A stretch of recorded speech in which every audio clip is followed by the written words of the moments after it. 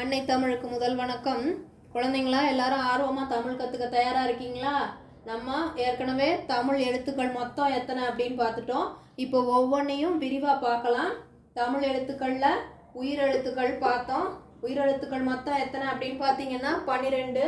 அது என்னென்ன அப்படின்னா அ, ஆ, இ, ஈ, உ, ஊ, ஏ, ஏ, ஐ, ஓ, ஓ, ஔ. இது ஏன் நான் வரிசையாக எழுதாமல் இப்படி எழுதியிருக்கேன்னு கொஞ்சம் யோசிச்சிங்களா? என்ன காரணம் அப்படின்னு பார்த்தீங்கன்னா, உயிரெழுத்துக்களை 2 விதமாக பிரிக்கிறோம். குறில் எழுத்துக்கள், நெடில் எழுத்துக்கள். முதல் வரிசையில் இருக்க 5 குறில் எழுத்துக்கள், இரண்டாவது வரிசையில் இருக்க 7 நெடில் எழுத்துக்கள். குறுகிய ஓசையுடையதை குறில் எழுத்துன்னும் நீண்ட ஓசையுடையதை நெடில் எழுத்துன்னும் சொல்கிறோம். இன்னைக்கு உயிரெழுத்துக்களை கற்றுக்கிட்டோமா? நன்றி.